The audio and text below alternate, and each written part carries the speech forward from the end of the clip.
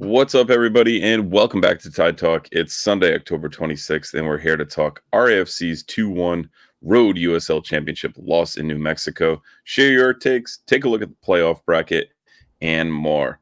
Just a reminder, every episode of Tide Talk is available on YouTube, and if you're watching now, please take a second to subscribe to our channel and click that like button, smash that like button on this video. You can also find us on your favorite podcast applications like Spotify and Apple Podcasts. And if you listen on one of those, we'd really appreciate it if you took a minute to leave us a 5-star rating and a short review, as it helps more people find Tide Talk. One last plug, if you're not already, go check out the RIFC Club Collector app.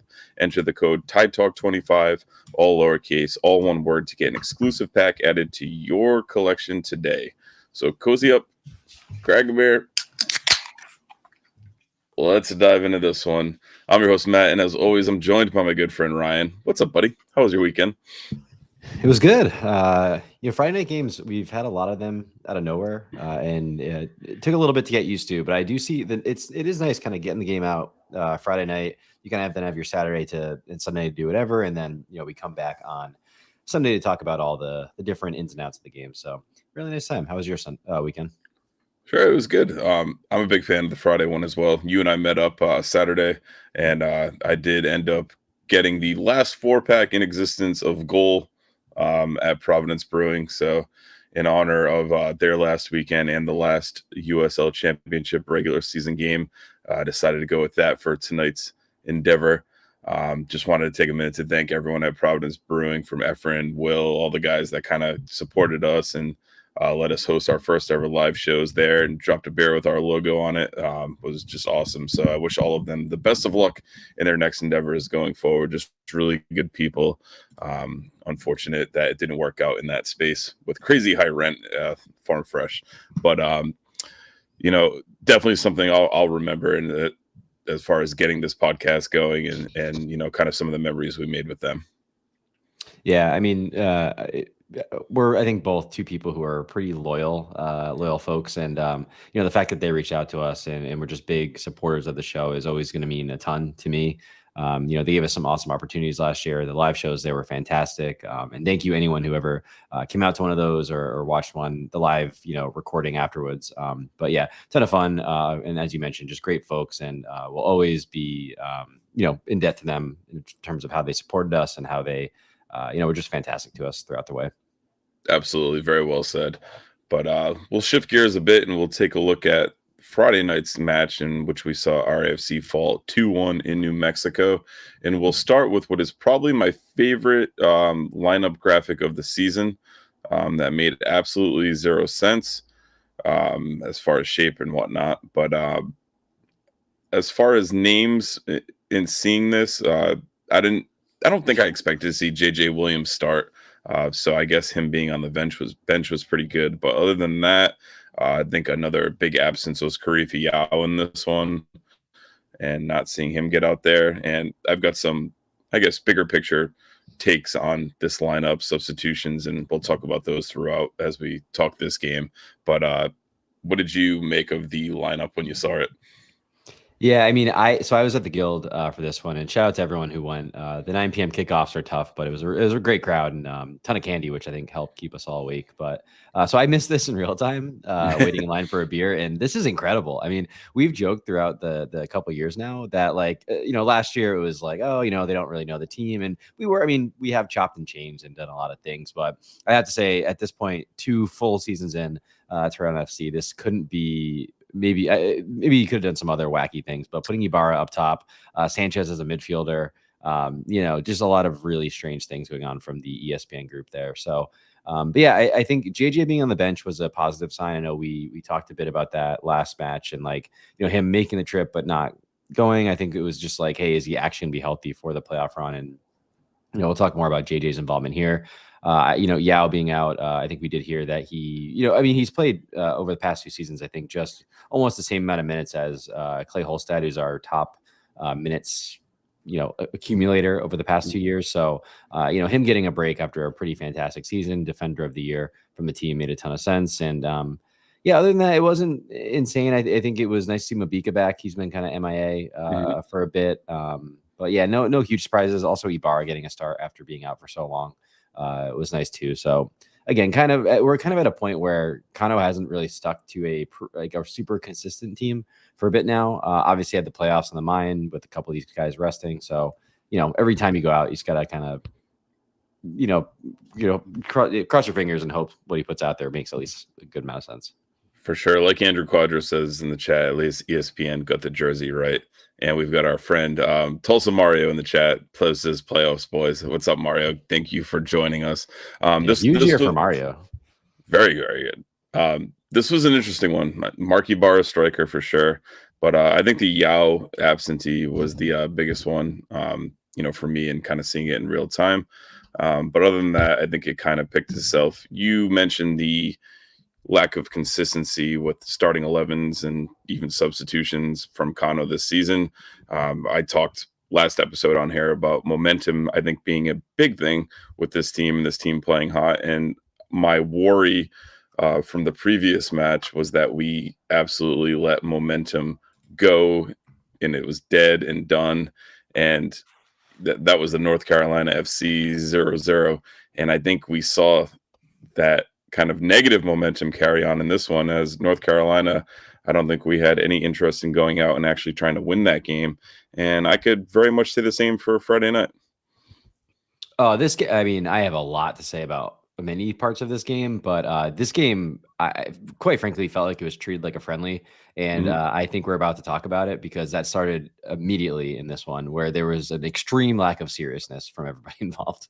For sure. And just to kind of kick that off on our own style, we're going to leave you guys here in silence. We'll be back in 8 minutes. And you didn't want to play a tribute video for someone the whole time? You can just watch. We'll throw up this lovely, I guess, standard stock countdown video for the people to watch. And, we'll be back.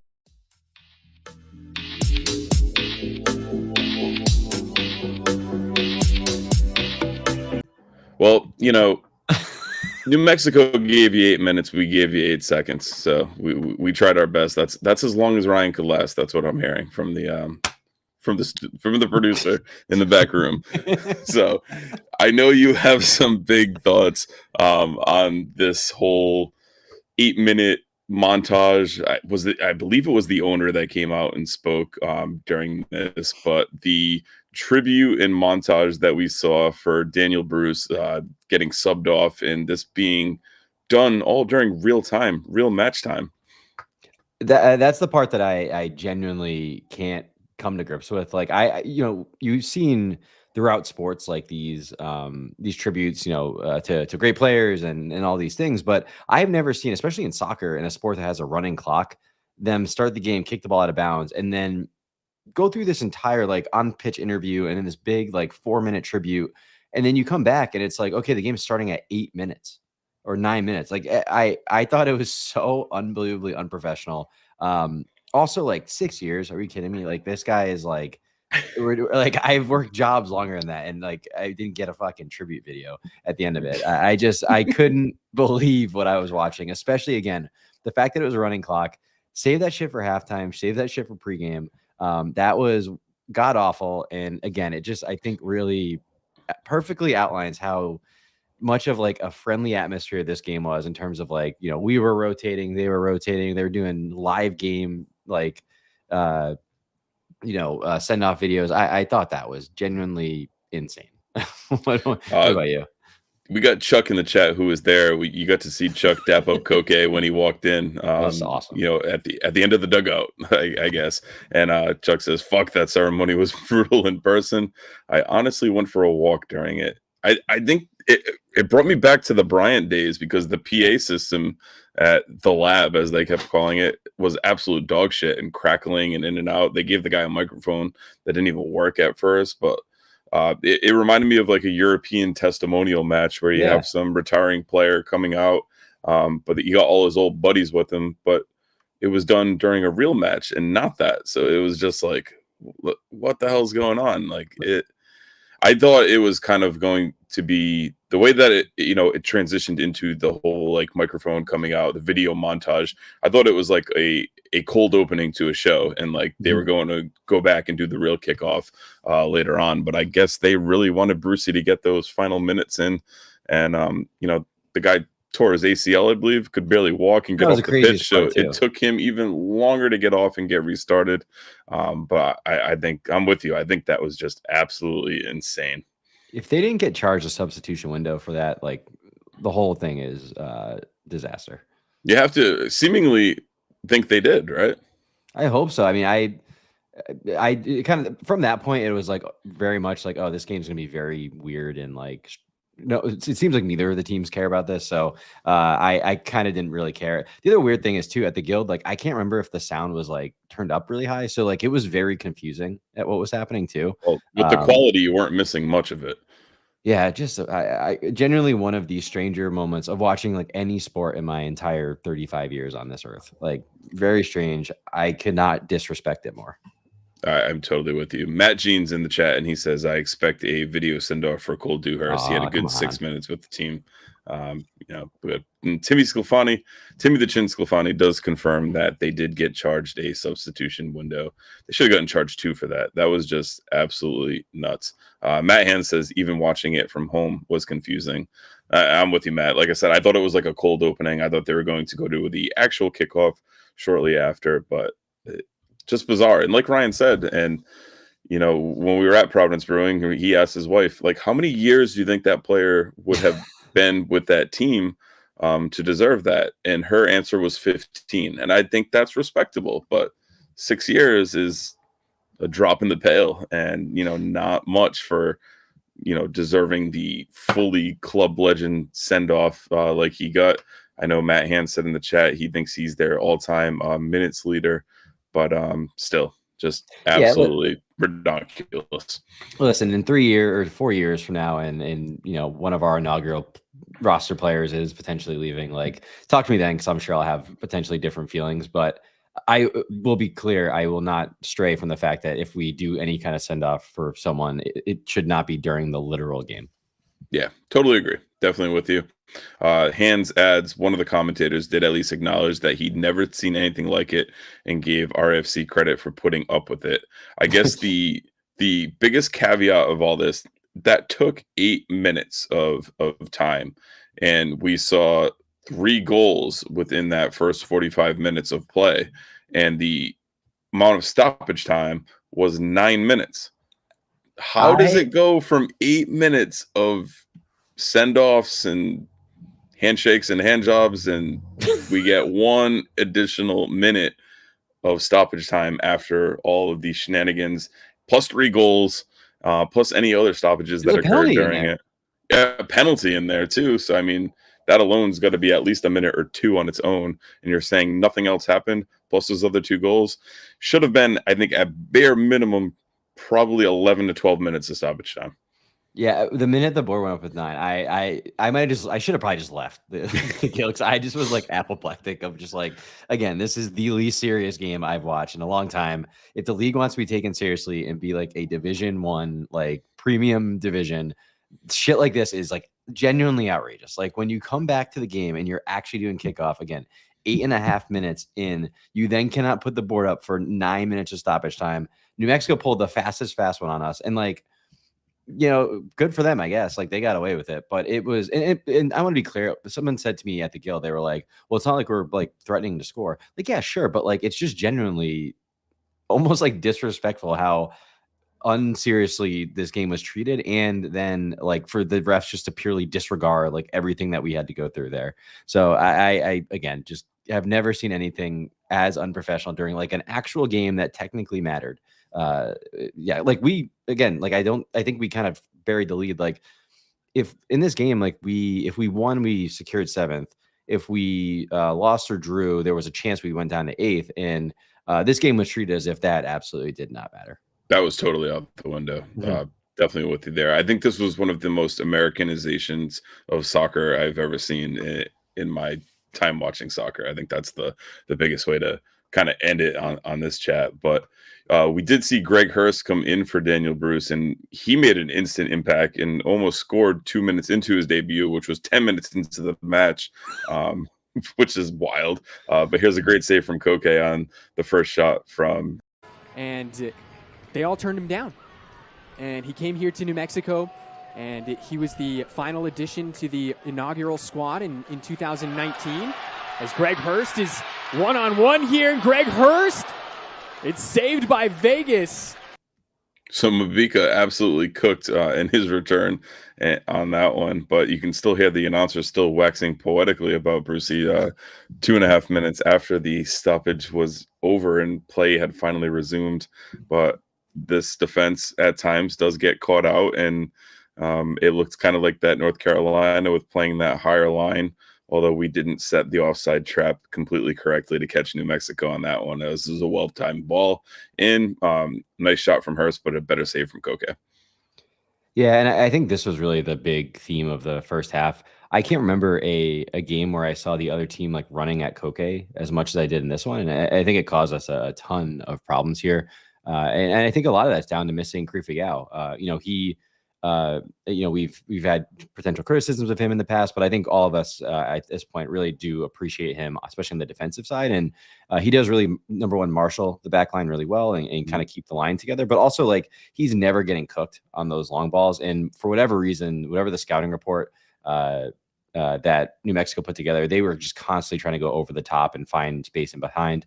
And I think a lot of that too was our press was really aggressive to start this one, but it was kind of sloppy. Like they were getting through it really quickly and then getting over immediately. And I think we were just very disjointed once our initial press went and they went over the top of our back line. So a really weird scene, especially with the defense that's been so, put together. So we really haven't seen the sloppiness that we saw at times last year. So really surprising. And, again, this first half was full of those kind of errors. Chuck says the D looked off so off in this game, so he totally agrees with you, bruv. And Matt Hands wants to know, any idea where Karifa was? I already addressed it. I think he's getting a little rest for potentially a hamstring. All right, so sources. Good enough sources. Thank you for that, bruv. Really appreciate it. So that was that for that first initial save, and then we did see New Mexico get on the board in the 22nd minute with this goal. Well, Chris, you look at this Rhode Island squad here tonight without their top scorer in J.J. Williams. He's on the bench tonight as Valentin Noel gets a touch. Mekele Akale, and Akale slots it into the back of the net. New Mexico takes the lead, and they're off to a flying start on blackout night.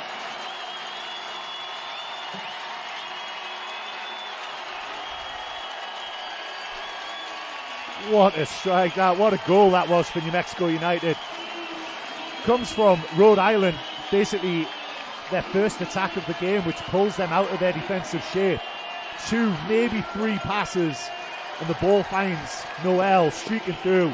And he has the calmness and the vision while running at full tilt to just pick out Akale, and Akale doesn't even need to break stride and just strokes it into the back of the net. Well, it's the second goal in as many games for Mekele Akale. He found the back of the net on this field just 5 days ago on Sunday, 13 minutes in against Oakland Roots. He gets the party started here tonight in the 21st minute. Just look at the weight of pass on that there, where Akale, a tiny little stutter step, but doesn't even need to take a touch to settle the ball. That was a really long extended highlight from the team on that one, but that's a goal that I think anyone who's ever played soccer or coached soccer is a huge pet peeve. Score from the goalie rolling it out to a defender, and then just absolutely pantsed in transition. And you see that played in. Initially watching it live, I was kind of upset. I thought he was offside. I think it is tighter than it does appear to the naked eye, but just a well-worked goal from New Mexico, and RIFC just caught looking, caught watching, not really running with it. Hopefully they had fun on that play.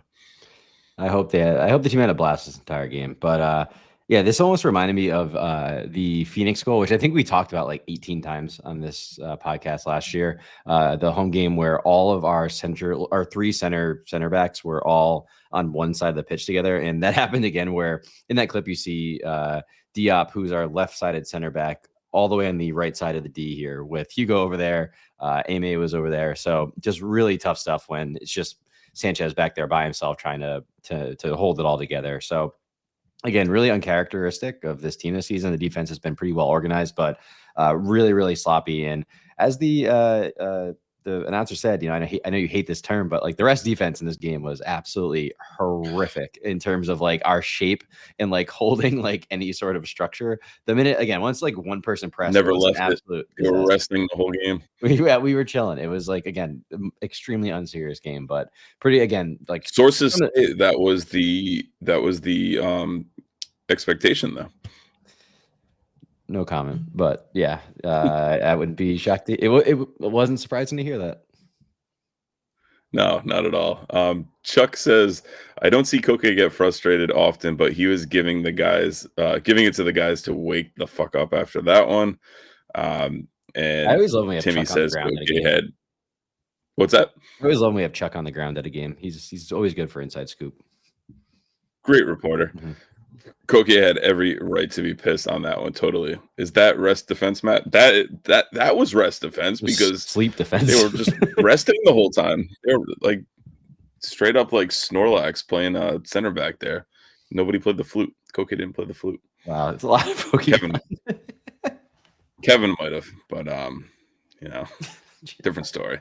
So luckily, we saw a bit of a change just 16 minutes later, as there was a very weird sequence to see RIFC get on the board. Finally, in this one, it was initially accredited to Ayman Mabika, and then later changed to Hugo Bacharach. But here's the look at the RIFC goal that made it. Hicks. He'll do the honors this time once again, and this time the visitors have found the equalizer. Huge header. Rhode Island tie things up here, and it looks like it's Mbika. That was an absolutely vicious ball put in, so much pace, and as soon as it left Fuson's foot, like any kind of touch could be trouble, and it was a bullet header. You saw Chris Shake's full extension, but he headed it back where it came from, back into the post at the side. But look how much pace is on that cross.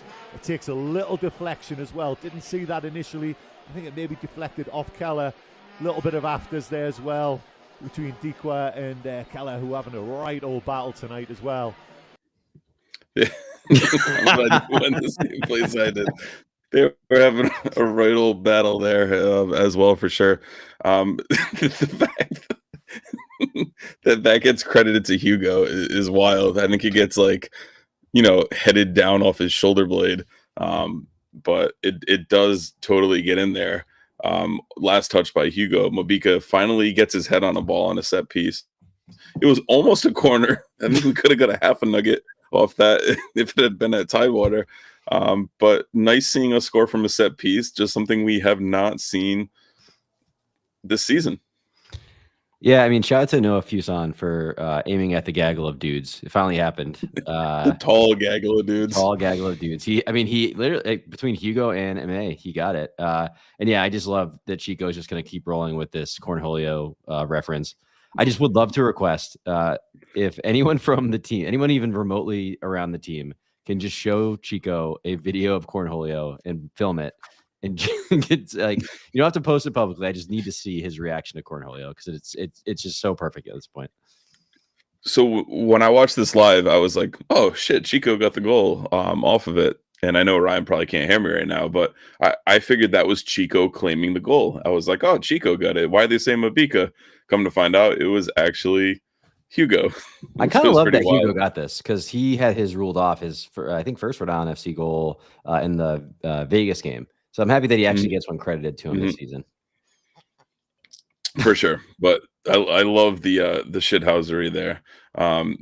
Need Cornholio Ryan with the tinfoil beret. It's staring at me. I kept the beret, guys. It's still here. So We'll see. And Justin says we should celebrate with toilet paper when he scores. That is top notch. I absolutely love that one. Unfortunately, the tied score didn't hold out for too long. 6 minutes later, we conceded a penalty, which New Mexico converted. And here was the ultimate final go-ahead goal to give the game the final 2-1.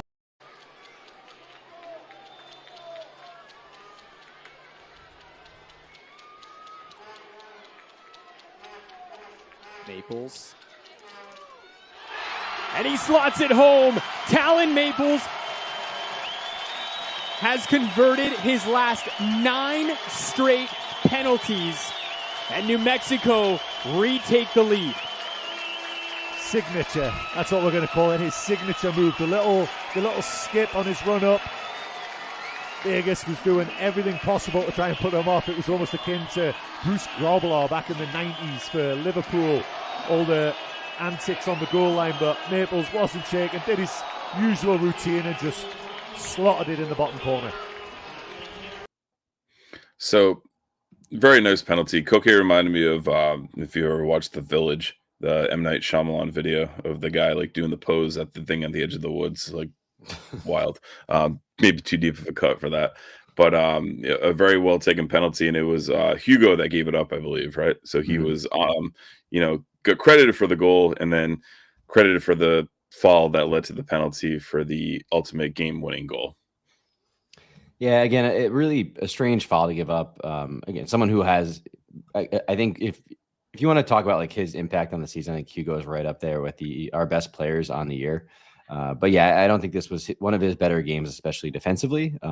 He's played with a pretty consistent back line all year, and it's been kind of chopped and changed. He's been playing a little bit more midfield, and again, that kind of consistency and momentum has been taken away a bit from him. So I don't know if he was impacted by that. But I mean, to Timmy's point, I have absolutely no idea how Koke, like every time I watch that, I like almost assume he's going to get there because he's so close. And there's no camera angle that shows how close he gets his glove to it. But he did, again, like the commentator said, everything he could. He waited for the jump, all the shenanigans that people pulling out with penalties. But at the end of the day, like anytime someone gets a penalty, it's like an 80% chance it's going to go in. So right. Totally. So that was in the 44th minute, which took us into halftime. New Mexico up with the 2-1 advantage at the half. 67% of the ball for New Mexico. RIFC actually outshot them 7-6, 6-7. Shots on target were 4 each. Big chances, 3 for New Mexico, 0 for RIFC. 217 accurate passes at 85% for New Mexico. 86 passes at 72% for RIFC. Anytime I think you're down below in double digits on passing and a half, I think you have to think things are not going too well for you. 7 fouls apiece and 4 corners apiece. Any other big thoughts on the first half, Ryan? No, I mean, I think this is exactly what you would have expected having watched that half. Round FC really never got a ton going. We had a couple set pieces that were a little bit dangerous because of their proximity to New Mexico's goal. But, we talked in the past throughout the season about how Round FC really wanted to play this possession-based style. And New Mexico is always one of those teams, as well as Charleston, that was really high up there. But as you can see here, it wasn't just stale possession. They created 3 big chances in the half, and I think they took 2 of them and scored on 2. So, they certainly outplayed us. I think they made us look extremely sloppy. And quite frankly, one of the worst halves that we've seen, I think, from Round FC, especially in a pretty long time here. Definitely with you. It was just disjointed. Like, Chuck said, and you mentioned earlier, the back line just didn't have that continuity to it. They continued to play the ball over the top, and we continued to get caught out by it, leading to those big chances. And the penalty was kind of the exclamation point on all of that. One of the first times we've seen Hugo, get a full stint out on the right. Timmy says Hugo sucks on the right. I think it was something we kind of all thought would work early on, but I think he kind of proved Friday night that might not be the best spot for him. And I think having Karifa back in there and Frank on the right is probably our strongest back line. Yeah, I mean, I'm not ready to throw the baby out with the bathwater there. I mean, I've been on the record. I really would love to see him play like a very marauding right back, not right center back or right back, but Mhm. I mean, the entire defense I don't think looked particularly great in that first half. So I don't want to single out Hugo completely because I mean, we saw clips where MA got cooked. I think Diop was at one point on I think the first goal was all the way on the other side of the pitch as a left center back. So again, it wasn't like it was some perfectly structured half from the entire defense there. No, for sure. No goals in the second half. So I think some of the bigger talking points are kind of some of the decisions that were made in this one. So we'll start with substitutions in the second half. You see JJ come on at halftime. And then you see in the 60th minute, Maxi and Haraval come on in this one. And those first three subs, I'm thinking like, okay, we're going to give it a go. We're going to let Maxi and Haraval play a half an hour. JJ is going to play a full half, and we're going to try to claw back into it. And just 17 minutes after Haraval and Maxi come in, Kano takes a complete U-turn and throws in the boy who lived, Danny Rovera. You know, some thought we were going to see a lot of him this season. And then also newcomer Matthew Ndongo comes in the 77th minute. And in my head, I'm thinking like, back to your earlier point of like, oh, this is back to a friendly. This is a testimonial match. We're just throwing on some bodies, letting some people go out there and run, and we're not really going to kind of push on and search for an equalizer or a go-ahead goal in this one. Yeah, I mean, to your point about the initial sub, right? So JJ coming on at halftime, I think, was the potential highlight of this match, just from the fact that like they felt comfortable putting him out there, and he's going to get some minutes back up. Mm-hmm. I don't think he had a very good half. He just had one touch in the opposition box, 0 shots, so it wasn't like he had some major impact on the game. But quite frankly, just him getting 45 minutes into his legs before we head to Charleston After being out last week. Yeah, it was massive. So that one was great. Obviously, have been dying to see more of Maxi Rodriguez and also Zachary Haraval. So nice to see them get back in the game. But again, this game was very strange. It kind of looked like a basketball game where both teams, it just was like taking turns attacking. I think there's one nice play Maxi had right when he came in where he kind of freed Noah and then he got on the end of a header. That was kind of it from him. And then Haraval had a very Haraval-esque game where he's kind of doing a bit of everything. But yeah, to then, like you said, 17 minutes later, make a complete U-turn on the subs. You know, I don't hate last game of the season. Like you're giving some guys who, you know, maybe were, you know, they practiced really hard all year. They really were big contributors, maybe off the pitch, maybe out of the limelight. But again, so Kevin Vang should have played. I mean, hey, he was the guy who won the team's player of the match that one time if they get to nominate it. So I'm almost surprised we didn't see him. But again, it is strange because we played Friday night. We played before anything else in the league happened. And again, it was very much like we could go to Charleston or we could go to Louisville. And it seemed like we were super fine with whatever happened there, which I personally don't understand because, to be clear, I think both Charleston and Louisville are fantastic teams, but the Louisville has been in a class of their own all year. And the fact that we were very comfortable saying, yeah, we'll go there, no problem, I think is a strange decision. To say the least. Yeah, that's definitely the vibe that I got too. It was like you can kind of control your own destiny in this one. If you go out and win and get a good performance, you can go to the lesser of two evils in Charleston, if you will. And you know, I think having watched both teams play, I think we match up better with Charleston. Like you said, Louisville's been in a league of their own. They're a complete buzzsaw, and we were very content with like, yeah, if we don't win this game, we're just gonna go to Louisville and let's see what happens, or let the chips fall, to quote Chauncey Billups, and see how things go with this one. But yeah, I just the lack of urgency in the second half on the pitch, the lack of urgency from Kano in these last two subs, it was infuriating. It was just like there is still something to play for in this game, and just go ahead, have a kick about, boys. Well, it was also weird too with even the North Carolina game. It's like I think Maxi and Haraval came out in like the 87th minute of that game. So again, these gave him no time. Yeah. So you went from giving Maxi no time to giving them a half an hour to like only being a goal down, actually have some kind of impact on this match, and then U-turn. Yeah, I mean, there's clearly like a level of belief in the locker room, at least, that like we can go anywhere and win, which is great. Like I think that is a defining part of this team, is we all believe that they can beat anybody on their day.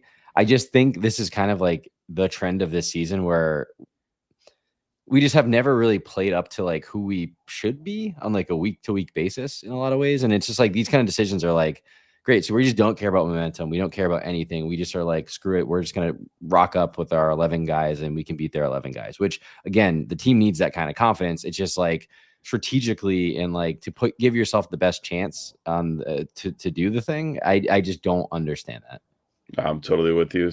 Santiago Restrepo, who we saw at the Trunk or Suite event, says, we got lucky with the other results. Kano gets me really frustrated. I'm with you, brother.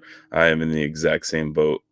Just frustrating. Like, I think looking at last match and looking at that Maxi sub like you referenced and looking at this one, it just goes back to the fact that I don't think he has any idea of how to use Maxi, how to integrate him in this team, how to get the most out of him, or quite frankly, how to even just get him on the pitch, because it's just so, I think he's so criminally underutilized and, misutilized. Like, he's just not finding any kind of rhythm in this team where in theory he could be one of our most electric players. Yeah, I mean, I know people have disagreed with me throughout the year, and I've been a broken record, but I think he has been one of our better players this year, which is why it's surprising that he's kind of just completely fallen out of the team over the past few months, and has had really good cameos. That's the other thing. Like, we've seen Connor reward people with when they come off the bench do well with a start, and we just haven't seen that from Maxi as well. So to me, being, I'm not gonna, however many months into the season now, like the full season went by, and now it's like I think we are further away from understanding how we want to use Maxi, when it's like we clearly pitched him on some idea to come here. He wasn't some, it's not like he was some not sought after free agent. He was probably the most sought after signing in the league. And, all of a sudden, you don't think Kano's pitch to Maxi was, yeah, we're going to play you 13 minutes one game and 30 the next. I mean, if Maxi signed up for that, then hey, that's not, I mean, good for him, but I can't fathom that was the pitch. And I also can't like the thing that bothers me is like, I don't know how we can figure out how to like, it's because I don't find Maxi to be a hard player to integrate. Like, he's someone who I think does the work on the defensive end. I think he can play kind of a little bit more of the attacking midfielder. He can definitely play more of the central midfielder. I think he's played well in both of those scenarios. And I also think the formation we're currently playing could easily fit him into one of those kind of attacking midfielders-esque. So I just, again, can't understand this at this point, but I also am not going to sit here and pretend it's going to change now that, again, the season is literally over as of last night or Friday night. So for sure, we talked about it this weekend, and I think that in integrating Maxi, I think you put him in as one of the first names on your team sheet, and you kind of fill in around him. And I don't think that's kind of being done at all. I think Noah could be the issue with where Noah plays and where's Noah's best utilized. And I don't mean like issue as like performance wise of point of confusion to Kano and or this coaching staff on, well, if we put Maxi here, what do we do with Noah? But I do think you can play Maxi a little further back than you can Noah. You can have him in that double pivot that we saw very briefly earlier on this season and then never again. But the Maxi one is just really frustrating. I said to you, like, if I'm Maxi, I'm going to the front office and saying, get me out of here this winter. I don't want to come back and be a part of this and play a combined 43 minutes over 2 games and have a streak of matches where you're not starting time and time again. But I think he's a very talented player, and it's criminal as far as his use case is with this RIFC team. Yeah, I mean, from what we've heard from the Detroit fans who aren't fucking nerds who were saying all that shit to Maxi in the offseason, like what we've heard about him for people is that he's like a pretty high character guy, he's like high class. So I don't believe he's going to do something like an ultimatum or something like that or ask out. I think he's someone who's going to work his ass off to get back in. But to my hands, this is exactly what I would want is, Maxi, JJ, Noah kind of trio up top, I think. Yeah, because we did see that Maxi and Noah combined really well to start the season. You then put someone like a Clay Holstad and a Haraval behind them, and I think you're just really, really cooking there. People have also brought up Amos there. Like, Amos is dealing with some lingering concussion stuff, so we'll see how long that lasts. I know he was kind of pretty out of it after the North Carolina incident, so we'll see about that. But I think Amos also is someone who very much could be in the mix of that group, and I think with that kind of level, that like talented group there, I just don't see again, how someone like a Maxi can't fit in there because of his profile and because of what he can bring, especially in the decisive moments. We've seen all year that he's been one of the kind of more clutch players on this team. For sure. I definitely agree with you on that one. But second half stats, RIFC did get a little bit more on the ball, 57% possession. I'm sorry, 56, typo in there. To 43. We outshot New Mexico 10-4 in the second half. They did have one big chance to 0 for RIFC. We completed 207 passes at 51%. 152 at 81% for New Mexico. 8 falls to 7. New Mexico in the lead on that one, and they had 2 corners to RIFC's 1. So, any other big picture talking points in this one? I'm actually angry at myself for staying awake during this because it was such a shit watch, especially the second half. I think of the last one. I believe it was El Paso, where it sounded like Danny Trejo doing the commentary by himself, and then that random guy popped in. That put me to sleep. I was out, but shocked that I at least made the full 90 for this one. Yeah, the only other big call out here, I thought Noah had a kind of, he seemed like one of the only players who really wanted to on the potentially win front this one. foot for sure. Yeah, so he had 4 chances created, which was most in the match from either team. He had 5 shots, which was most by either team as well. He won 5 out of his 7 duels. He had 3 tackles, which was most in the match by anyone on the pitch. So just want to shout out his performance. I think, again, he's someone who, along with JJ's rise, has really come to the forefront. And I think their performances have gone hand in hand. So to see him do a lot of that without JJ, but then also once JJ came back in, I think is really good for us, because we need him to be one of those players who stays hot and keeps us moving with momentum into the postseason here. For sure.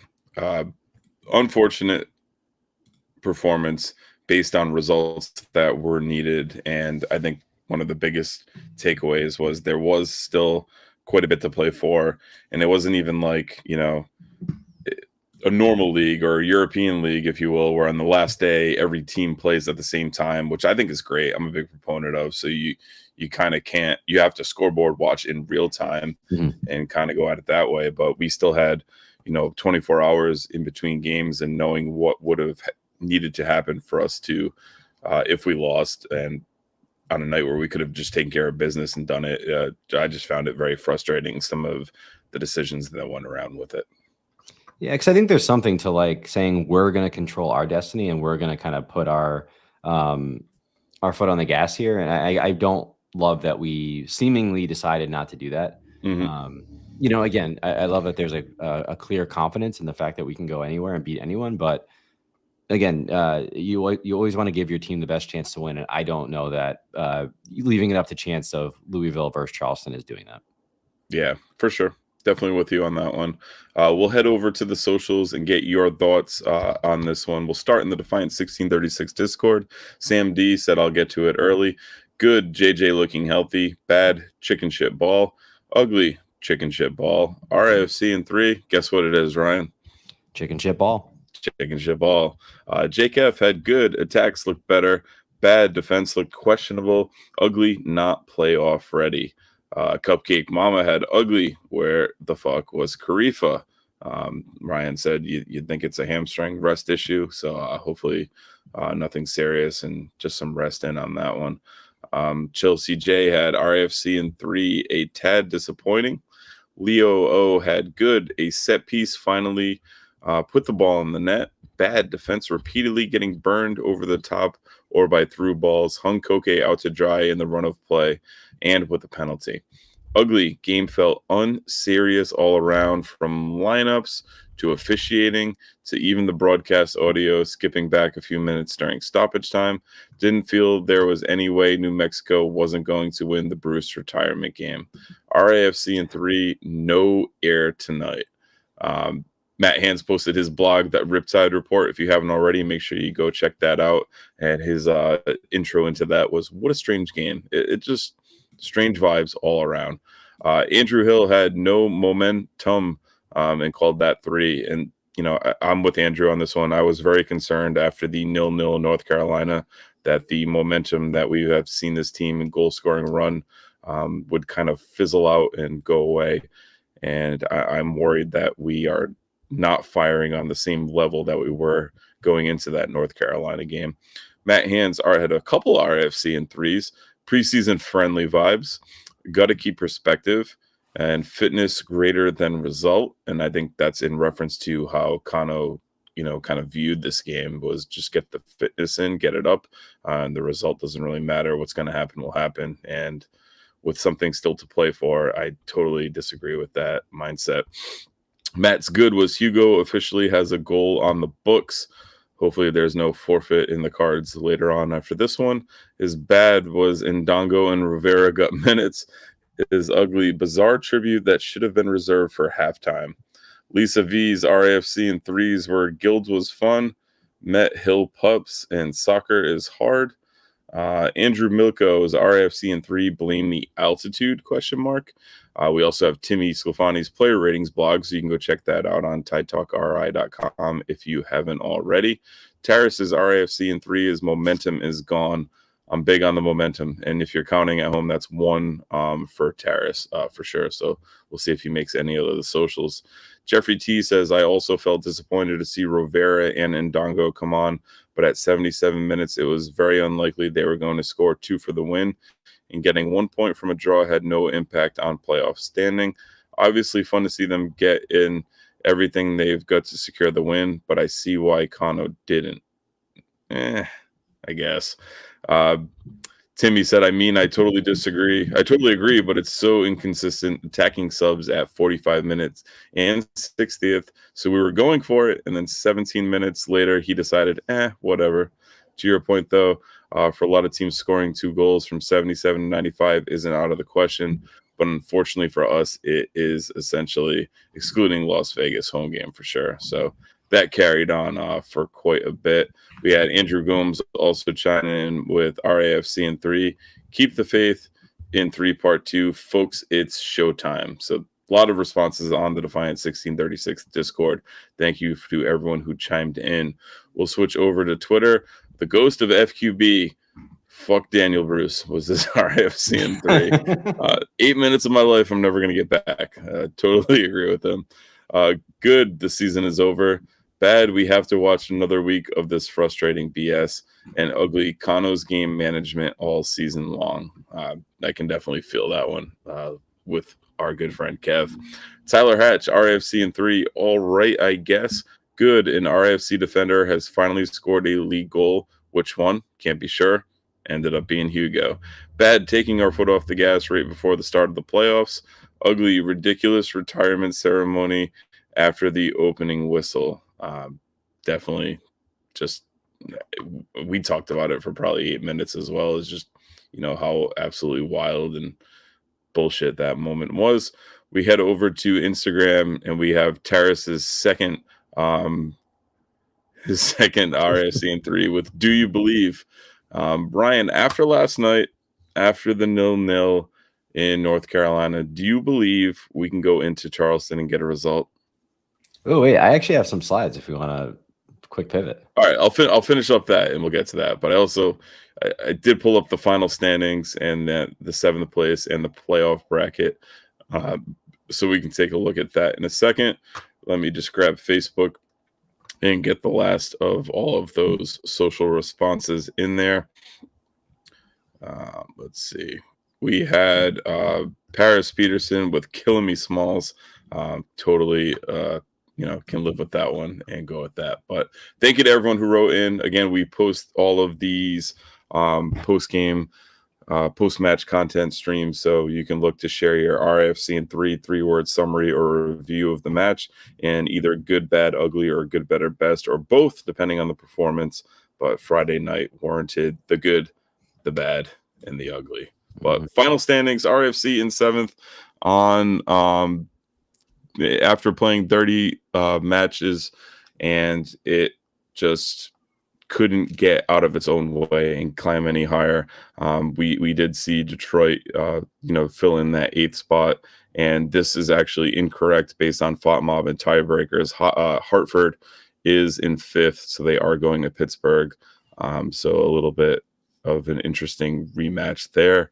But if RIFC were to get past this Charleston team and see a struggling North Carolina or Loudoun team, there is definitely the setup for a run there.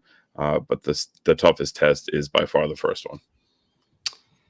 Yeah, I mean, I think maybe I'm just taking people's the way they're talking about it a little too seriously, but it does seem like there's a level of like, we can definitely beat Charleston, and I don't want to discourage that because I want us to be confident. I want us to back the boys, and we absolutely will do that. This is a very, very good team. Charleston, like, I think has been a little overshadowed because of, like, Louisville lost one game this entire season. Charleston was right up there with points, like the amount, like they won 19 matches, scored more goals than anyone else in the league with 62. It's just been a genuinely like the two of the top three scorers in the league are on Charleston. And they played a lot this year without Juan David Torres. So they have a lot of talent, and they are a very, very good team. So I believe that this team can beat anyone on their day, and I'm going to absolutely back them till the cows come home on that. But again, just don't it almost feels like people are overlooking Charleston when it's like, no, Charleston's an awesome team. Right. Definitely with you there. Like I said, I think there is the potential for a run, but the toughest test would be now and then again, not for the Eastern Conference Finals, if you were to make it that far. Yeah, but I mean, the problem is, like, any of these can be tough, right? Like, even last playoff run, like, I think one of the quote unquote tougher games was maybe Indy, right? Like, that was like, I think, a 3-2. It was kind of like a chaotic game, whereas Louisville was 3-0, Charleston was 2-0. So again, anything can happen on any day. That's the fun of playoffs, and that's kind of the insanity of it all. But yeah, we'll see. I mean, one game at a time, and the next game is Charleston at Charleston, and that's not going to be an easy place. For sure. You said you had slides. Yes, so I wanted to bring back the work. Got you. Nice. I had it queued up the whole time, but I was like, I don't know if I click this button, it'll just pop on screen. So we made it. All right, so I just want to do a final recap on the Are We Good slide. So again, this is a reoccurring set of slides that we put together starting a few months ago, where I asked Timmy this question after a bit of like looking at the behind the scenes data. So if you've seen me do this over the past few weeks, the first chart here is the expected goal differential by match. So again, expected goal differentials is the expected goals for statistically again versus the expected goals against, or minus the expected goals against, and kind of how that has looked game over game. And you see we've kind of been up and down, up and down. You'll be shocked to see that the past two matches were pretty meh on that front. And then when we look at the rolling 5-match average here compared to the rolling 24 average, we still did see a nice uptick in form towards the end of the season. Definitely don't want to discount that, but we did see it take a dip over the past like kind of rolling 5 matches due to the kind of more lackluster performance against North Carolina and against New Mexico last night. So again, not ready to declare that this team is the best team on planet Earth, but I definitely do think we did see true improvement over the kind of later half of the year. And obviously we kind of squandered a bit of the momentum going into the playoffs, but this is a team that is playing better than we have seen them play earlier this year. And again, earlier this year, some of these games were losing to Miami at home, drawing Monterey Bay, which took like a Joe Brito wonder goal to get in. We have actually some pretty tough results against some of the worst teams in this league. We lost to Birmingham as well. So, our report card, I think in retrospect, is a little tough to look at. And a lot of that was just due to some really poor play in this section of the season here. So closing out, as Matt said, we did end up in 7th place in the conference. Our last 5 were draw, win, draw, loss. We ended up completely even on goal differential. We ended up at 21st in the goals per match. We ended up 4th in goals against per match, 2nd in clean sheets, 22nd in expected goals for per match, 3rd in expected goals against per match, 23rd in big chances created, 3rd in tackles per match, and 6th in possession won in the final third. So, I think something we've kind of really chimed in a lot on this season is this was a truly fantastic defense. I want to make sure that Koke and the defensive crew get their flowers there. No matter how this ends up turning out, it was a really unbelievable unbelievable turn of events, especially with, I think last year you would have said of all the places in our team, not necessarily our strong suit. But unfortunately, the offense, while it has ticked up lately, still is in that kind of bottom grouping of this league. Some of the worst teams in the league in terms of offense. So the story remains the same. It's, if the offense can come alive, the defense is there, except for maybe what we saw in the New Mexico match to bring them home. But yeah, I think, updating this slide for the different live shows and stuff like that, a lot of these numbers stayed pretty tight throughout the season. Yeah, I think we've leaned heavily upon this defense all season, and we've kind of hoped that the 21st in goals per match and 22nd in XG per match and 23rd in big chances created per match would kind of catch up and get closer to the norm of the rest of these groupings, and it just didn't happen. I mean, listen, we were that goals per match was 24th for a very long time, and True. to be clear, it was 24 out of 24. It was dead last in the league, so has crept up. Obviously, scoring 5 against Tampa was a big piece of that. But yeah, it's gotten a little bit better. Again, back to that expected goal difference per match. We have been a team that is giving themselves the chance to be the better team. And yeah, we know playoffs are weird and balls will bounce. If the balls bounce your way, you can go pretty far. So we shall see. Matt Hand says defense wins championships. Do you believe? Can this defense carry us to a championship? Yeah, I mean, I think it's possible. Unfortunately, looking back at who ended up being our highest rated player this season, it ended up being JJ. And I think while the defense needs to set that foundation, I think JJ is going to be. I think our chances kind of live or die with his form, unfortunately. And you hate to put it on one player, but I think what we've seen is if JJ and like a Noah are playing really well, they do have the talent and the ability to, again, represent some of these offensive numbers in a greater light. So yeah, we're going to need the defense to stand on their head. Going to need Koke, who ended up third in the league in his expected goals saved. Like he actually saved more goals than he was expected to, which is pretty massive, especially when last year that was definitely not the case. Ended up third in the Golden Glove race. So massive year from Koke as well as the defense here. So they're a team that has their unit that can do it. I think a lot of it's going to depend on how Kano sets his team out and sets them up. But hey, on their day, they can beat anybody, and that's all that matters at this point. For sure. Matt says I put that in question marks with a question mark for a reason. FQB says if we score first, we win. We just haven't seen that happen, but I do tend to agree. If we can get an early goal at Charleston, I could definitely see us, kind of seeing it out and getting in there. And then Matt Hand says can't concede corners to Charleston. JDT Olympicos will be had for certain on that one. But this, Ryan, I guess we'll end it with this, Ryan.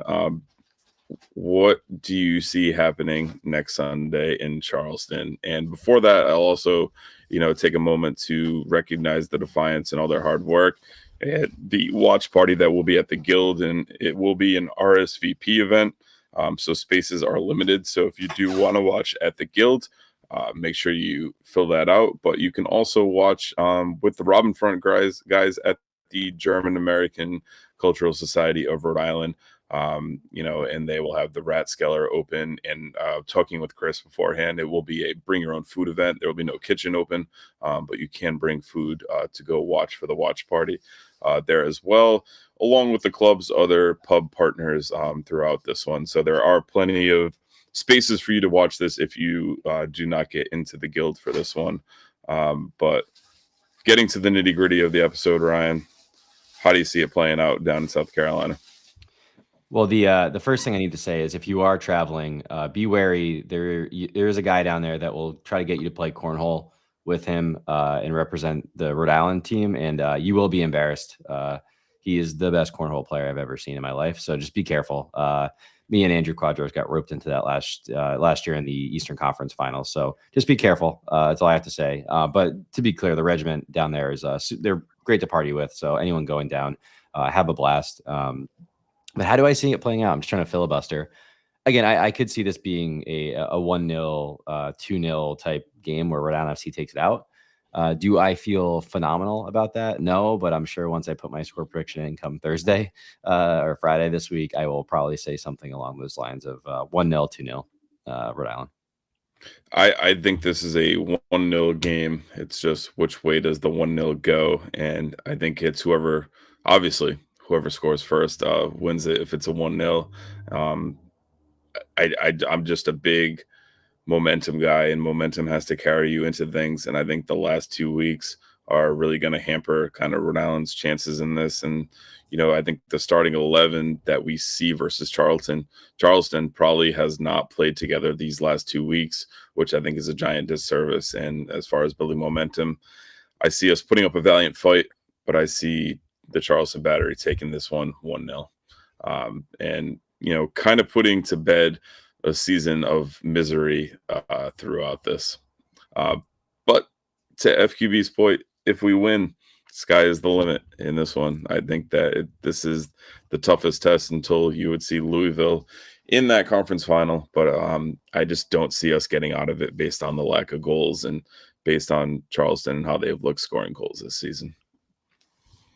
Yeah, I mean, you'd be insane to pick Rhode Island over Charleston, like just straight up. Like Charleston has been the better team throughout the season.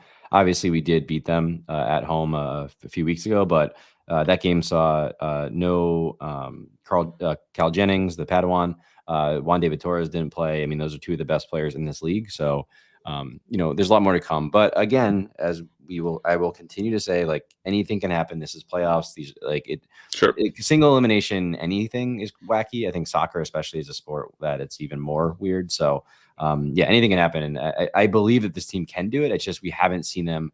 I think it's hard when you haven't seen them put it together for a really prolonged stretch this season at any point. So, yeah, I mean, hey, as Matt said, I think the 1-0, 2-0 ish game is right. Whoever gets that first goal is probably going to be the one to win it. I want whatever our friend Tulsa Mario is having with a 3-2 RIFC win and 5 goals in this one. Mario, you are a bold man. I love it. Mario just wants some back. He wants some fun. That's what I think is happening. He's like, a lot of these games, I think we're the only Sunday game. So, right. Guys will have some fun.